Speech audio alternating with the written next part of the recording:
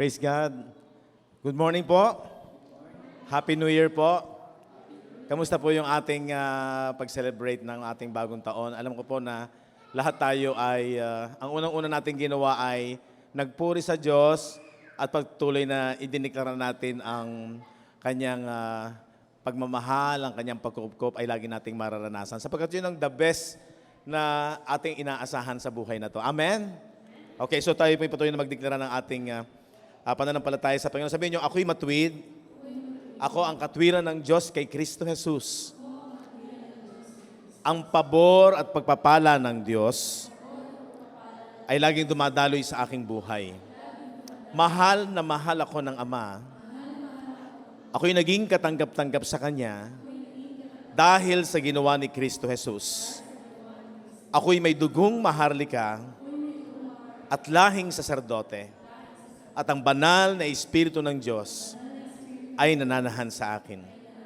Okay, so marami pa sa ating mga kapatid ay nasa bakasyon, at talagang nilubos-lubos nila ang pag-enjoy ng yung minsan lang, yung malimit po ay mga family reunion, mga reunion ng mga magpipinsa, magkamag-anak, Kaya salamat sa Panginoon at napakaganda rin para sa atin na sa panimula ng taong ito ay patuloy na atin siyang pasalamatan palagi. At yun naman ang pinakamagandang magagawa natin, kagaya ng ating mga nagiging paksa. Isa sa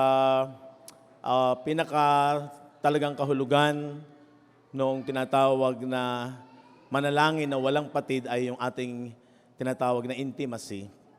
Yung lagi tayong conscious. At ito yung din palagay ko na the best na magagawa natin sa taong ito na patuloy nating i-apply yung journey ng ating mga pananampalataya.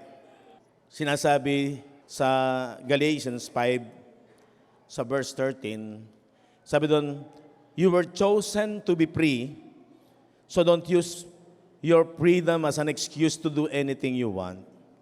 Use it as an opportunity to serve each other with love. Lagi tayo nakapokus sa tayo ay unang inibig ng Panginoon. And then, kapag tayo ay lumalago, tumitibay o lumalalim sa pag-ibig ng Diyos, yun ang sekreto ng mapuspos ka ng pag-ibig ng Diyos. Hindi magiging mahirap na gumawa ng mabuti sa kapwa mo. Di ba? Andun pa rin yung essence ng law. Wala na tayo sa punishment, pero andun pa rin yung essence ng ibigin mong yung kapwa gaya ng iyong sarili. Di ba? So, gamitin natin yung kalayaan na yan na ang pinaghuhugutan natin ay ang pag-ibig ng Diyos. Lalo na ngayon, tuloy-tuloy natin ito sa year 2022. O di po ba? At ang sabi ko nga, ang isa sa hindi masyadong napapahalagahang verse, masasabing underrated, ay ang sinasabi ng Philemon chapter 1, verse 6. Sabi niya, one of the most underrated in the scripture is surely this one, Philemon 1:6. Dahil meron tayong bagong pananampalataya sa ginawa ng Panginoong Jesucristo na lagi tayo nakapokus kay Kristo. Ayon sa Hebrew chapter 12 verse 2, looking unto Jesus, the author and the finisher of our faith. Bago ba ang pananampalataya sa New Covenant? Yes. Di ba? Dahil after the cross, ang kaloob ng pananampalataya ay available sa bawat isa sa atin. At ang pinaghuhugutan ng ating pananampalataya ay ang ginawa ni Jesus sa krus ng Kalbaryo. At makikita natin na sa krus ng Kalbaryo, sabi ng Ephesians 1:3, pinagpala na tayo ng lahat ng pagpapalang espiritual kung bakit tayo ay mayaman. Siya'y naging dukha sa krus, 1 Corinthians 8:9, kung hindi nagkakamali, siya'y naging dukha para tayo yumaman. Kung paano tayo yumaman? Bakit talagang nagdiriwang tayo ng masayang Pasko at talagang manigong bagong taon? Dahil naunawaan natin Na dahil iyon sa ginawa ni Jesus. Sabi ng Philemon 1:6, your faith may become effective by the acknowledgement of every good things which is in you, in Christ Jesus. Amen? Diba? Yun yung dun magiging mas lalong mabisa ang ating pananampalataya habang patuloy nating tinatanggap, ina-acknowledge, ina-appreciate araw-araw ng ating buhay na blessed na tayo. Tayo pinagpala ng lahat ng pagpapalang espiritual. Blessed, tapos na, done na. Ang mahalaga ay lagi natin itong inaangkin, pinaniniwalaan, at yon ang nakalulugod sa Diyos. At yon yung kanyang pinakautos na sinasabi sa 1 John chapter 3, verse 23. Tingnan nga natin. That we should believe in the name of His Son, Jesus Christ. Ibig sabihin, na makilala natin na makilala ang kanyang anak. Panampalatayanan natin ang ginawa niya sa krus ng Kalbaryo. At ang sabi ko nga, inuulit-ulit ko, ang meaning ng gospel, siya yung persona ng Panginoong Hesukristo at yung kanyang tinapos na katubusan sa krus para sa atin. Person of Jesus Christ plus His redemptive works. Nakikilala mo si Kristo, nananampalataya ka kay Kristo, at yun ang nakalulugod sa Ama. And then, kapag nananampalataya ka kay Kristo, na siya ang pag-ibig ng Diyos sa atin, hindi mahirap at hindi mabigat ang kanyang utos na tayo ay magmahalan sa isa't isa. Yan ang kanyang pinakadakilang utos sa ating panahon ngayon. Sabi ko nga, agree ako doon sa sinasabi na the greatest commission is love. Paano ka makakapag-disciple? Paano ka makapag-share ng gospel kung hindi ka napupuno ng pag-ibig ng Diyos? And the best doctrine is love. Amen? Palakpakan nga po natin ang Panginoon. Hallelujah! Praise God! Diba? Kaya dapat lang maging matalino tayo. Lahat tayo, nag-greet tayo ng, makita mo yung social media, sa mga messenger, punong-puno na Happy New Year! Have a blessed and a happy New Year. Wala namang masama, talaga namang yun yung prayer natin. Inaangkin natin. Pero makikita natin na kailangan, ang pinakamahalaga, sangayon sa ating mga napag-aaralan, sa mga revelation about sa ginawa ng Panginoong Hesus sa buhay natin, na tayo sa Kanya ay kumpleto na. Hindi na tayo kulang dahil sa ginawa ni Jesus. Ang importante is how we value the finished work of Jesus Christ. Ano ba talaga ang pinahahalagahan natin? Kasi what we value in life defines who we are. What we keep spells our purpose. Makikita mo na kapag tama ang pinahahalagahan mo, ang pinapriority mo sa buhay na to, ay yon ang magdi-define kung sino ka. At yun din makikita kung ano ang purpose mo sa buhay. Yung meron kang tamang perspective o pananaw. Diba? Kaya ang mahalaga ay lagi tayo naka-align. Diba? Yung ating pinahahalagahan, yung ating purpose sa buhay na ito ay lagi tayong naka-align at nakakonect ayon sa plano ng Diyos sa pamamagitan ng Panginoong Hesukristo. Di ba? Napakaganda nga po ng message ni Bishop po last Sunday na ang pinaka-reason sa panahon ng ating pagdiriwang ng Pasko ay tayo ang pinahalagahan ng Diyos. Di ba? Tama naman. Dahil ibinigay ang kanyang anak para sa atin. Tayo yung dahilan dahil sa pagmamahal ng Diyos sa atin.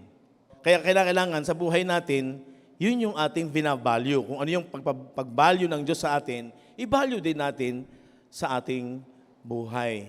Kung ano yung pag sinabing priority, binavalue mo, is yun yung kayamanan mo. Matthew 6:19-21. Huwag kayong mag-ipon ng kayamanan para sa inyong sarili dito sa mundo, dahil dito ay may mga insekto, kalawang na nasisira sa inyong kayamanan, at may mga magnanakaw na kukuha nito. Sa halip, mag-ipon kayo ng kayamanan sa langit, kung saan walang insekto o kalawang na naninira at walang nakapapasok na magnanakaw. Sapagkat kung nasaan ang iyong kayamanan, naroon din ang iyong puso. Ibig sabihin, kung ano talaga yung pinagiging kayamanan mo sa buhay mo, yun ang magiging pinahahalagahan mo, yun yung pinapriority mo, di ba? Sa buhay. At kapag kukuhanin natin ng interpretation nito in the lens of the kingdom of God, lumalabas na si Jesus ang tunay nating kayamanan. Yung kanyang ginawa sa krus ng Kalbaryo ay yun yung ating inuunang nagiging kayamanan sa ating mga buhay. Hindi masama ang mga material na bagay, ang anumang mga pangangailangang physical at pinansyal, hindi po masama yan. Pero ang tanong dito ay ano yung pinapriority mo, ano talaga yung unang binavalue mo. Kasi pwedeng maging kalaban ng hadlang. Kasi sabi doon, the world offers so much, yet having them all won't ensure our contentment. Di ba? Happy New Year, peace be with you. So, yung kapayapaan niyo, yung kakontentuhan ba, nakasalalay lamang pagka meron kang ganito, mga material, financial at physical na pangangailangan. Binibigay yan. Part of blessing yan ng Diyos sa buhay natin. Pero wag yan yung ating pinaka ninanasa sa buhay. Sabi nga ng 1 Timothy chapter 6, verse 6-8, kung sa bagay, daig pa ng taong namumuhay ng banal at kontento na sa kalagayan, ang mayaman. Ang totoo, wala tayong dinala sa mundong ito at wala rin tayong madadala pag alis dito. Kaya kung mayroon na tayo ng pagkain at pananamit, dapat na tayong makontento. Pansinin niyo yung sumunod, sabi ng verse 9, ang mga taong naghahangad yumaman ay nahuhulog sa tukso sa isang bitag ng mapanira at walang kabuluhang mga hangarin na nagdadala sa kanila sa kapahamakan. Masama bang yumaman? Di ba, nagdi-declare tayo na more favor, more blessings. Sabi nga kasama na doon yung mga financial blessings, yung ma-promote. Bahagi yun ng favor at blessing. Pero bakit sinabi riyan na pwedeng yung hinahangad o ang nauuna mong priority o binavalue sa buhay, dyan ka mapopokus. Di ba sabi ng Galatians, kapag hindi natin nabavalue ang ginawa ni Kristo sa krus ng Kalbaryo, even in Hebrew, pinapakita doon yung comparison ng kahalagahan ng ginawa ni Jesus kaysa sa mga ibang handog. Di ba? Sa isipan at puso ng mga Hudyo, kapag nawawala ang value ng ginawa ni Kristo, yun ay pupunta ka sa unbelief at napapahiwalay ka. Sabi ng Galatians, napapahiwalay kayo sa biyaya. Ang ginawa ni Kristo sa krus ay hindi nagiging effective. Diba? Hindi nagmamanifest sa buhay natin. Dahil ang pinaka-source talaga ng tunay na kayamanan ay walang iba kung hindi yung ginawa ni Jesus sa krus ng Kalbaryo. So this year, 2022, magpakatalino tayo. Diba? At sabi nga ng 1 John chapter 2, verse 15-17, huwag ninyong ibigin ang mundo o ang mga makamundong bagay. Ang umiibig sa mga ito ay hindi umiibig sa Ama. Natural kasi kung ano yung talagang binavalue mo, di nalilesen naman ang panahon mo, ang focus ng isipan mo sa ginawa ng Panginoong Hesus sa krus ng Kalbaryo, sa ibinigay sa atin ng Ama.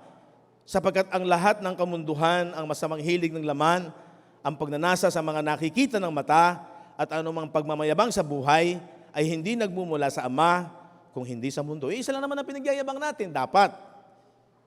At yun ay walang iba kung hindi yung pagmamahal ng Diyos sa atin. At tayo nga ay kanyang mga anak. Yun ang ating ipinagmamayabang.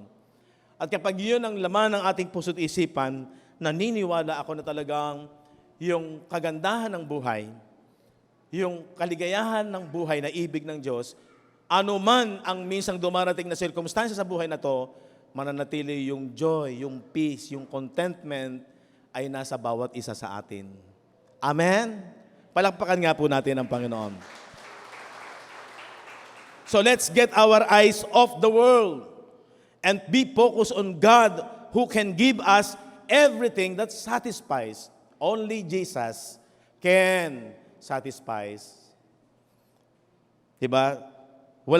Hindi tayo magkukulang kailanman.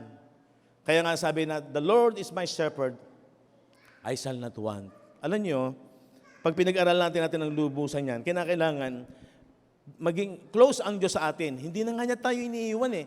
Pero pwede pala na kapag hindi mo pinahahalagahan ang kagandahan na ginawa ng Diyos sa iyong buhay, parang ang buhay mo'y malayo pa rin sa Diyos. Even siya na yung gumawa ng paraan para makapiling niya tayo, even na tayo nasa mundong ito, ay maranasan mo yung kanyang pagsama. Pero kapag ang isip at puso natin ay nawawalan ng pagpapahalaga, hindi mo tinetreasure, una higit sa lahat ang kanyang kagandahang loob sa buhay natin, yun na yung sinasabi na possible na ikaw ang gagawa ng mga kalungkutan sa buhay na to.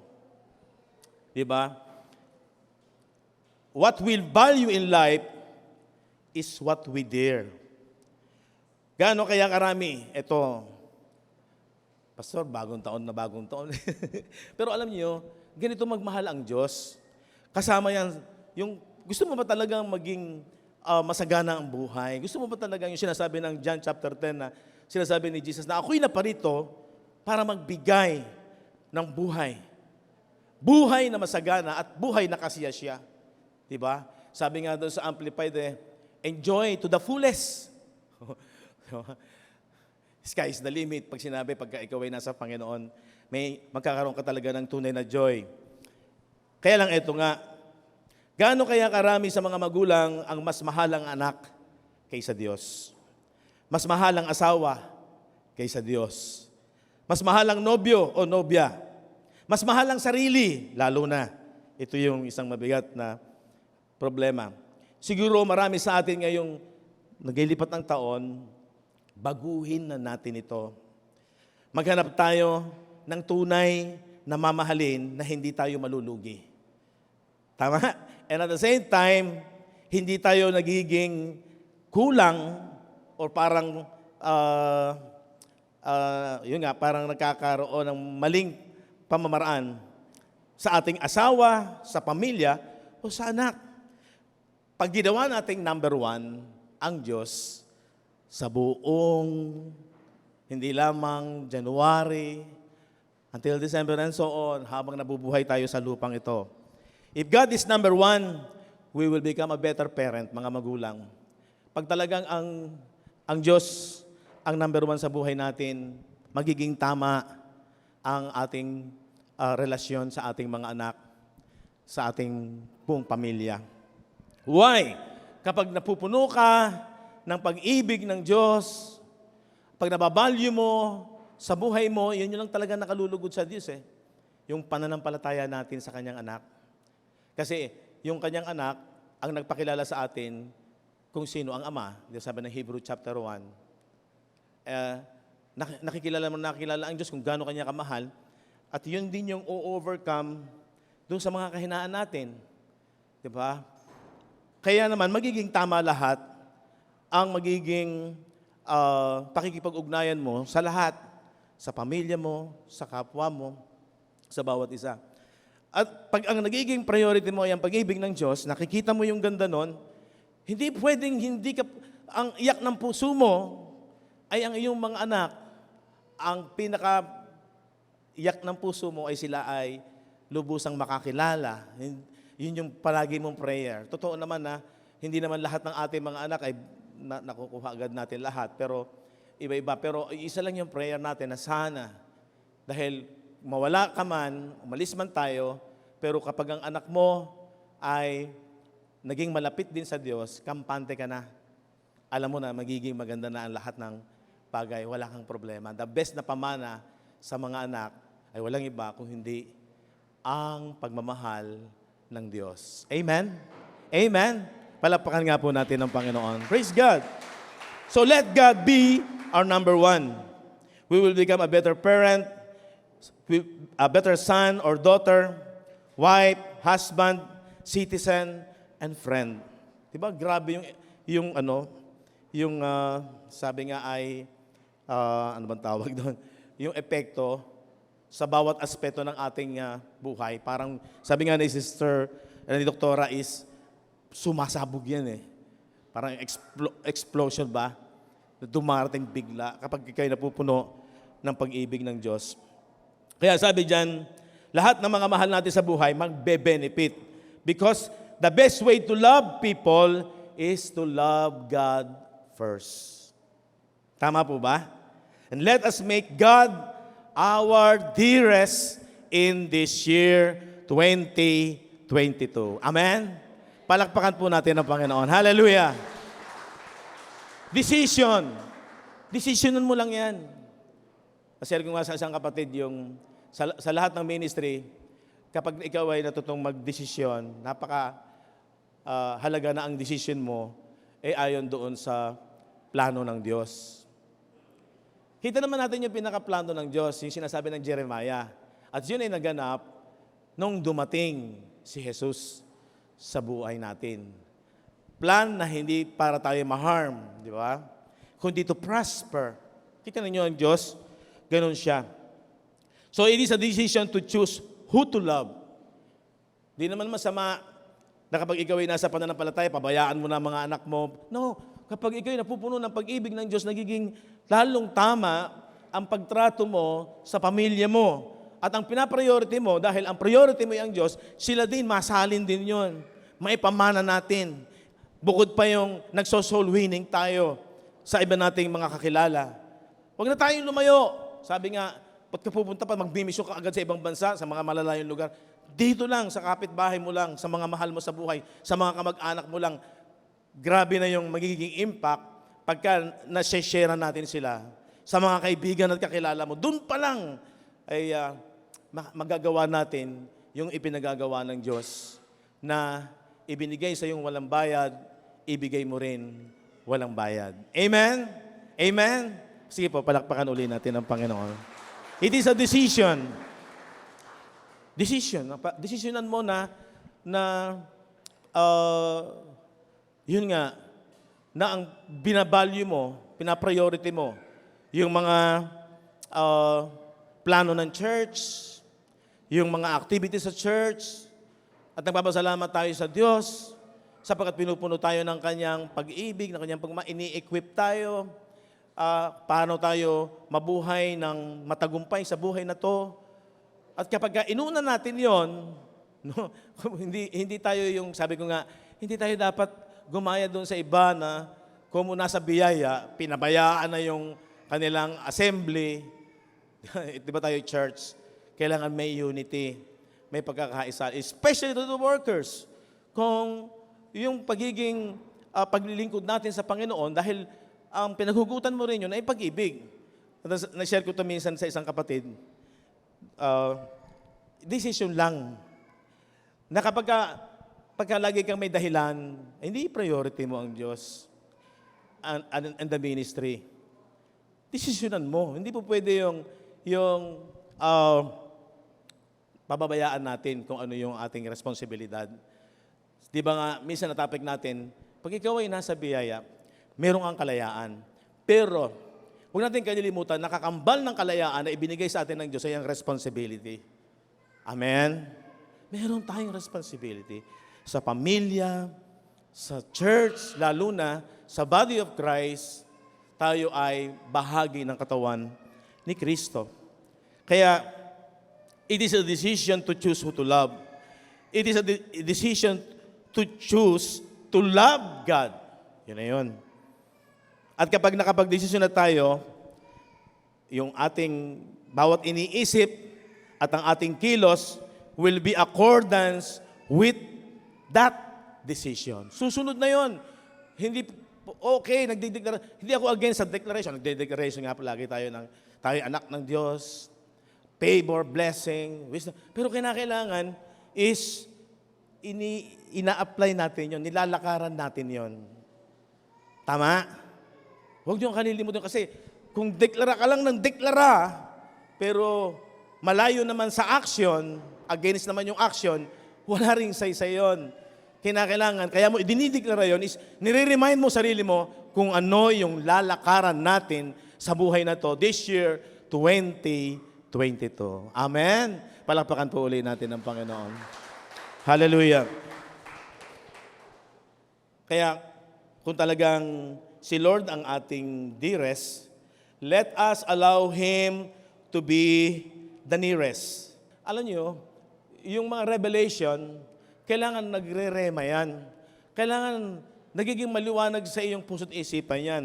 Nung sinabi ng 1 John chapter 4, 18-19, kaya tayo umiibig dahil siya yung unang umibig sa atin. Hindi ka pwedeng hindi iibig kapag natanggap mo, naunawaan mo ang katotohanan ng pag-ibig ng Diyos. Nauna na nga sa pagmamahal siya sa atin. Kaya dapat lang that we also give Him time and space in our lives. Action. Kasi alam natin na siya yung unang umibig. At kaya sabi ng 1 John 4:8, He who does not love does not know God, for God is love. Amen. Diba? So yung importante, kapag napuno ka na ng pag-ibig ng Diyos, masasabi mo rin yung sinabi ni Paul, I can do all things through Christ who strengthened me.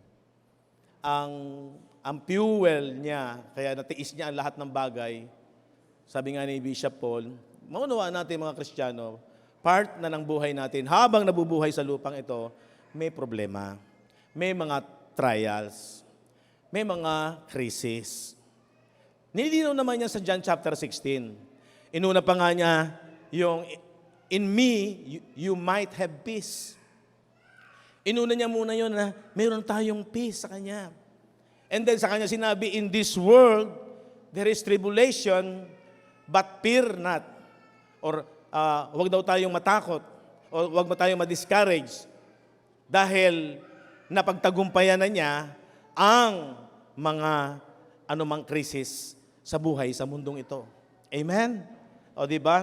Napakaganda ng inspirasyon na ang pagmamahal niya ay nasa atin. Kaya ang susi lamang is lakaran natin. Gawin natin. Taon-taon, bati tayo ng bati ng Happy New Year. Totoo naman. Wala namang masama po doon. No. But to have a Happy New Year, you must have a Happy New Year. Tama? Sino yung, kasi pag sinabing New Year, hindi naluluma. Ang pag-ibig ng Diyos, hindi naluluma. Laging bago. Palakpakan nga natin ang Panginoon. Kaya, may enjoy natin ang buhay na to. Huwag natin isip, ano kaya mangyayari sa taong ito? Ano naman kaya? Lumala kaya ang pandemic na to? Huwag natin masyadong alalahanin yon. Basta lagi tayong may expectation dahil kasama natin ang Diyos, mapagtatagumpayan natin ang lahat ng bagay. Amen! Kaya masaya ang 2022. Sabi diyan, hindi dapat tayo napadidistract. Kagaya nung binasa natin, hindi naman masama yung maraming pera. Magagamit nga natin ang lubusan yan sa ministry. Pero kapag yun yung binavalue mo, napapabayaan mo naman ang mga bagay ng kagandahan ng ginawa ng Panginoon, yun yung nakakadistract. At kapag ka ang kagalakan na hinahanap mo is sa sarili mong pamamaraan, sabi diyan, the harder we work to find joy, the farther we drift from the Lord. Malalayo ka naman sa Diyos. Kaya be wise. Maging matalino tayo.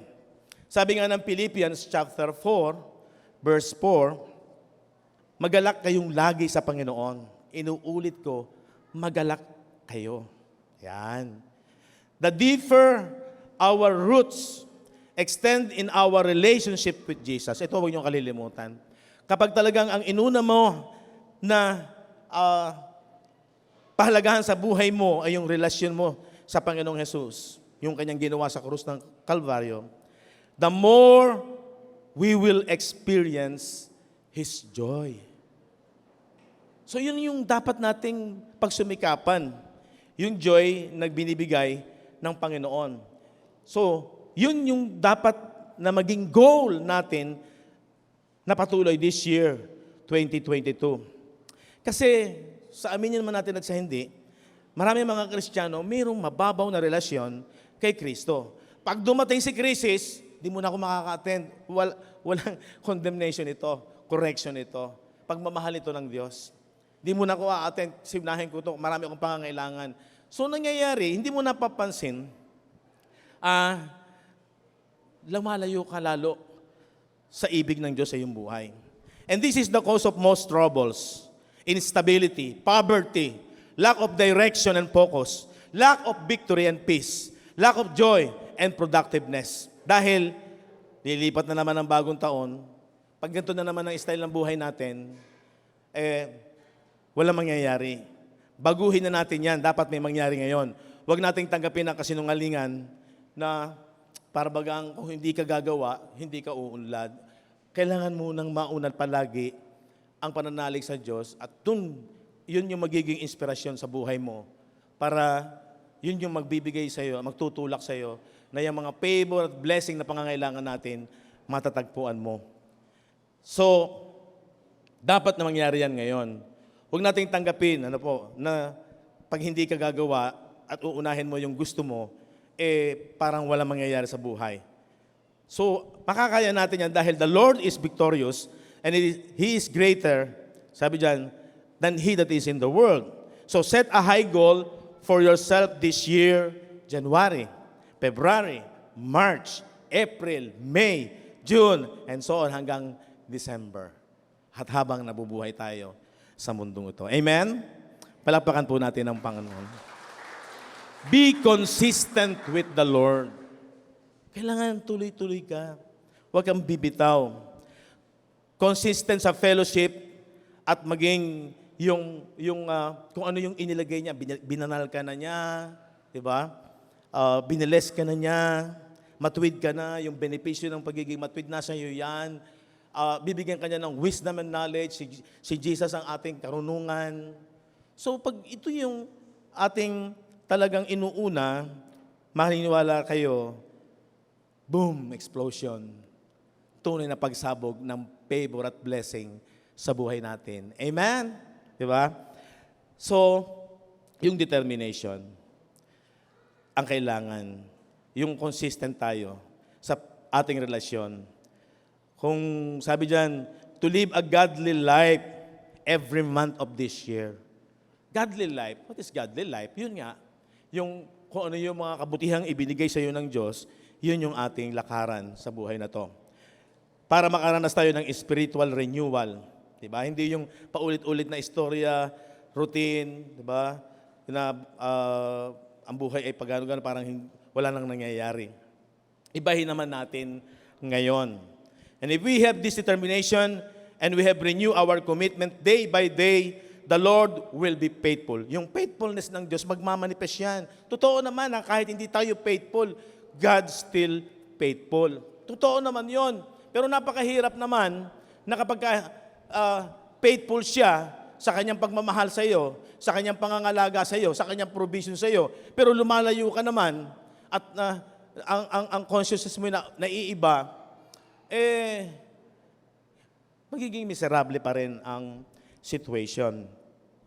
Kaya napakahalaga na, sabi dyan, tumigil na tayo ang gumagawa. Let us stop being authors of our own miseries. Instead, let us live for godliness. At doon mararanasan natin ang tunay na tagumpay ng Diyos.